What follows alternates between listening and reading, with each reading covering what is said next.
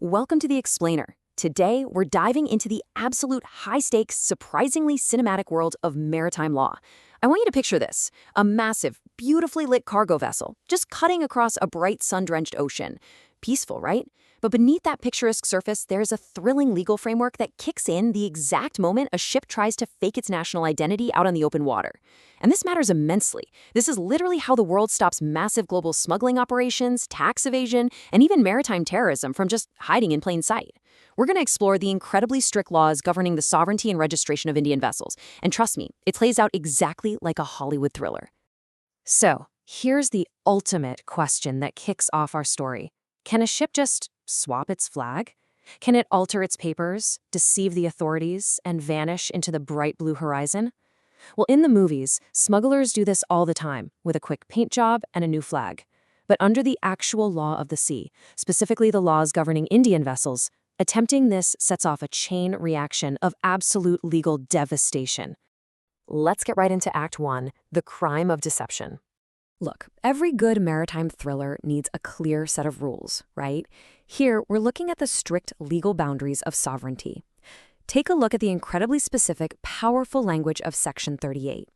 The law is crystal clear. No owner or master of an Indian vessel can knowingly do anything or carry any papers with the intent to conceal the Indian character of the vessel.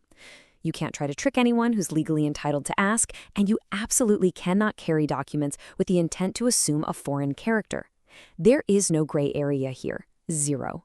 The very second a ship attempts to put on a legal disguise, a massive trap is triggered. And that brings us to Act 2, the phantom ship. According to Section 39, the split second a ship tries to fake its identity, it undergoes this stunning legal transformation right there on the water. Check this out. It loses all the bright protections of its flag, the privileges, the benefits, the advantages, even the right to fly the Indian national colors. But look at the other side of the ledger. It keeps every single one of its liabilities. It still owes dues, it's still fully liable for fines, and the crew can still be punished for any offenses committed on board. So the law effectively strips the ship of its armor, but leaves all the targets painted right on its hull. It legally becomes a ghost ship. Totally exposed, unprotected, but 100% accountable. Which ramps up the tension as we enter Act 3, the takedown. Okay, so we've established the crime and this whole ghost ship status.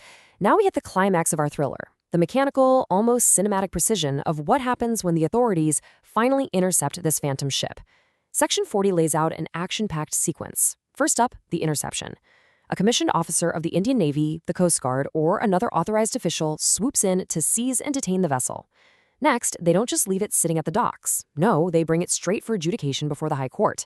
Step 3 is where the hammer really falls.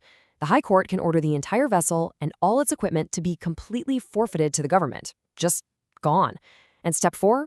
Honestly, this is my favorite part. It's like a legal bounty. The court can actually award a portion of the proceeds from selling the vessel directly to the officer who brought the ship in. It's a literal high-seas chase with real, tangible rewards for the heroes who make the catch. Moving on to Act 4, liability of hidden owners.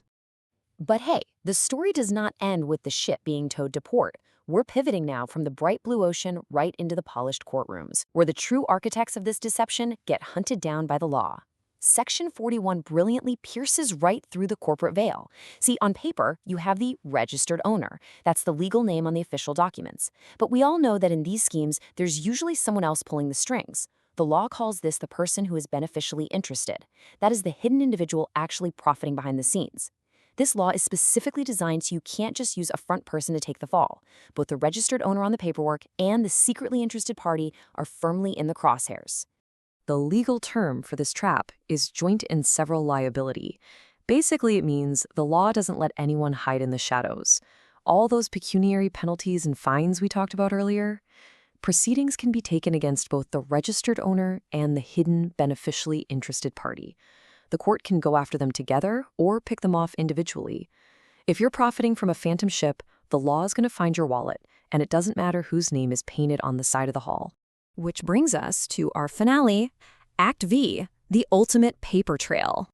After all the Coast Guard chases and courtroom drama, this vast ocean thriller ultimately ends not with a cannon, but with a pen. Section 42 details exactly how this truth is recorded and, more importantly, how it's accessed. It's remarkably transparent. Literally anyone can make an application to the registrar, pay a prescribed fee, and inspect any register book. Even better, you can get a certified copy of any entry in that book. And that certified copy, it is legally ironclad. It's fully admissible as evidence in any court, carrying the exact same effect as the original document.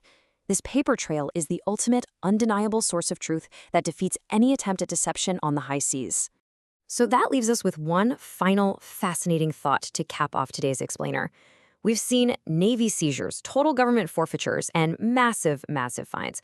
But when you really look at how the law operates, what actually holds the ultimate power on the ocean?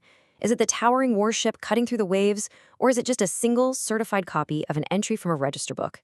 As it turns out, that simple piece of paper dictates the fate of multi-million-dollar vessels and everyone who owns them.